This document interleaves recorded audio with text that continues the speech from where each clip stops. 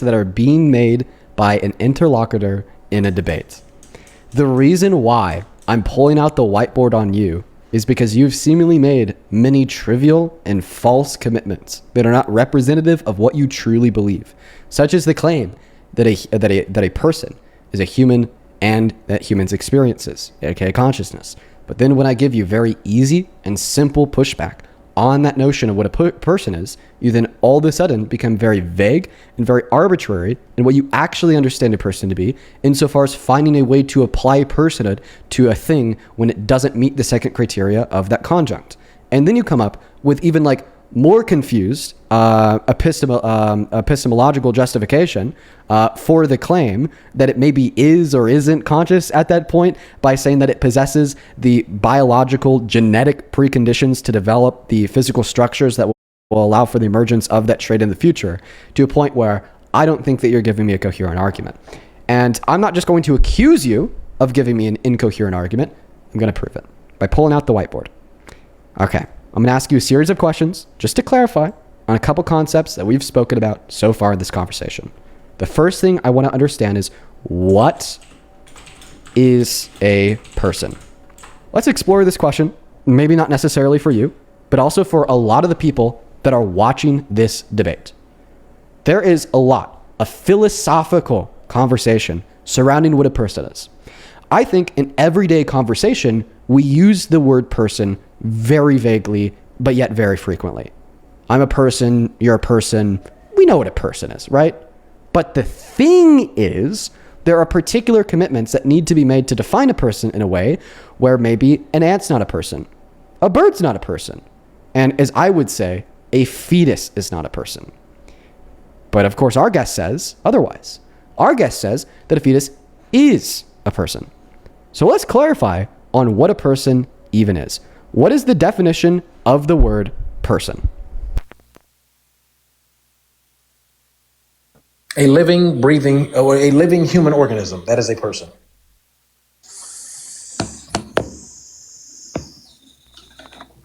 Fantastic. Alrighty. You've committed yourself to the view of animalism. The view of animalism is very simple. You just think that we are our biology. Let's just go ahead and take a look at a couple very obvious issues with your account of what a person is. The first issue that I'm going to point out will be derivative of a very simple hypothetical question. If Superman was real, would Superman be a person?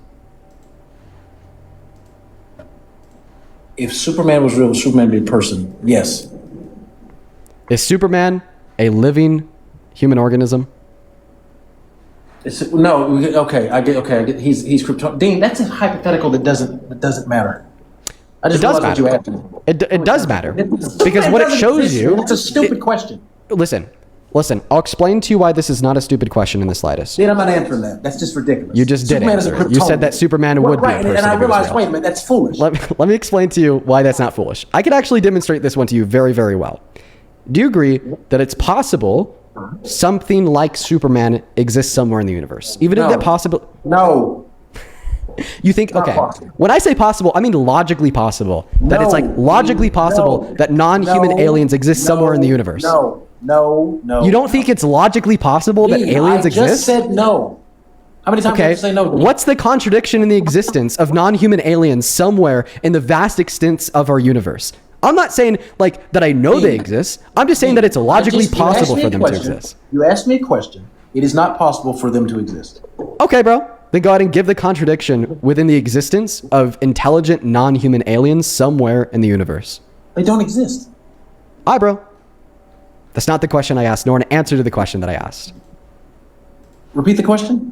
What's the contradiction, okay, in an intelligent non-human alien that exists somewhere in the universe?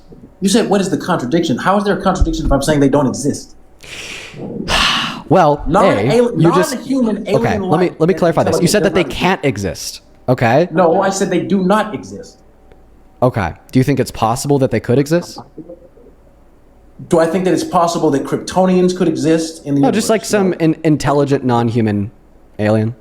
No, So I it's don't think- impossible. So the non-human- existence non-human alien- of intelligent non-human non-human aliens is impossible. Non-human alien. Okay, no, non-human aliens.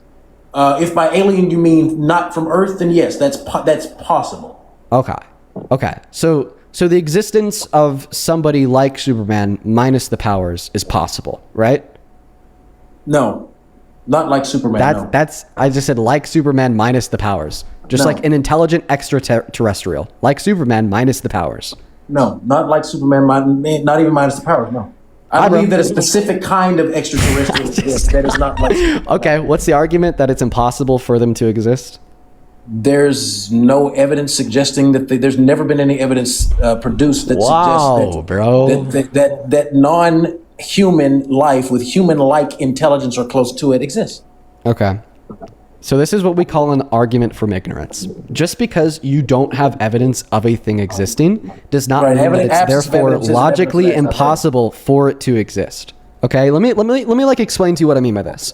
When I'm asking you the question, okay, is it logically possible, okay, for an intelligent non-human alien to exist somewhere in the universe? I'm not asking you, do you think they actually do exist somewhere in the universe?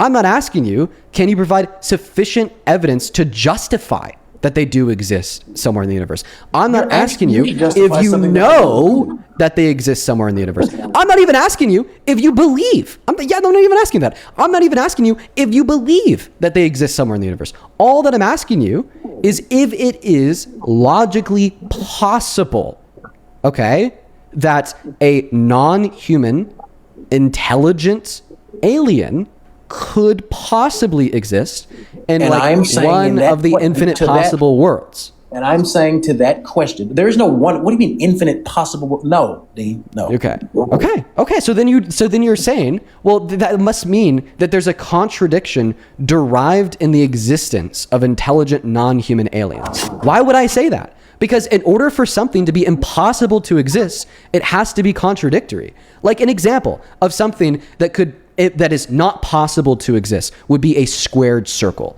A squared circle can't possibly exist because the very nature of a squared circle is contradictory due to the fact that a square has four sides and four 90-degree triangles, and a circle necessarily does not have four sides and necessarily does not have 90-degree triangles. Logical possibility is a wildest kind of possibility. The only logically impossible things involve formal contradictions in the form of a proposition and its negation in conjunction. P and not P.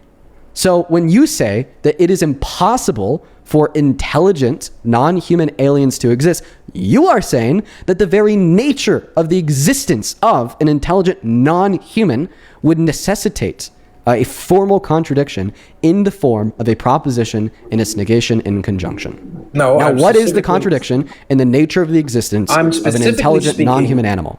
I'm specifically speaking to the fact that the original example you provided, which is what I'm not going to let you run from, which is could something like Superman, and then you changed it, Superman minus the powers exist. There is that. Because the that powers weren't relevant, specifically- dude. I was just saying that, That like, we could specifically envision of is like a impossible non-human to alien exist. existing that we'd consider a person. No, not that we would consider a person, Dean. No. Okay. So, Again, I grant you that non-human entities that are alien to Earth exist. okay. So if a hyper-intelligent non-human entity alien to Earth existed, and it looked just like us, it acted just like us, and it believed just like us, it thought just like us, it perceived just like us, It okay, could. it abstracted just like us, okay, could. like Superman, for instance, you know, would they be people? No, because it could. If it was foreign to Earth, it would not think like us. It would not move like us. It would not act like us. It wouldn't. What you're doing is creating a series of hypotheticals that don't actually make logical sense. They don't. And Okay, by the bro. way, I meant to say this earlier. You brought up Occam's razor. You know, Aye, bro. Occam's razor. Go ahead. Eyebrow. A, those were stipulations that I made in the hypothetical. You can't fucking reject the stipulations of the hypothetical. B, you're making claims that these things are logically impossible to hypothetical, exist. why can't you After I reject- described to you the thing that makes something logically impossible would be a formal contradiction, I don't think you'd be able to derive the formal contradiction in the hypothetical that I granted you. And like fucking, I don't know, C, I could just give you, I don't know, maybe something that you think is a better hypothetical. Like, just like imagine a being with some slight genetic mutation that looked, sounded, acted, and reasoned exactly like us, but didn't have Homo sapien sapien DNA. Okay, can we agree that that would be a person? No, we cannot agree that would be a person, dude. I'm not agreeing. What? Wait, but the only difference between you and this entity is just a slight deviation in the genetic code due to a genetic mutation that makes it not considered a Homo sapien sapien. And you're saying that that's not a person? Oh my goodness. Oh my God, dude, that's a crazy bullet bite from you.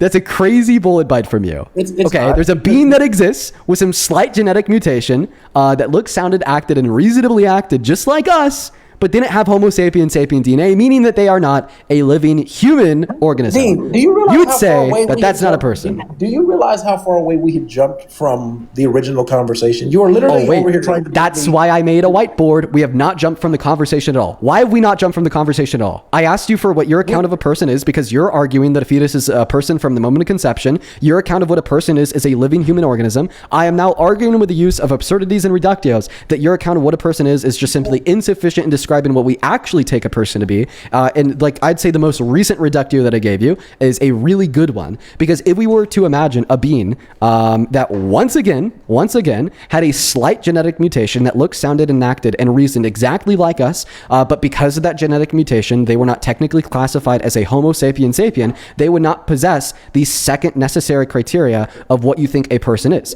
They would not possess the human attribute. Therefore, under your view, this being would not be a person, and that is absurd. So I'm just trying to see if you accept or reject that for the last time, a being with a slight genetic mutation that looked, sounded, and acted and reasoned exactly like us, but didn't have Homo sapien sapien DNA is or is not a person.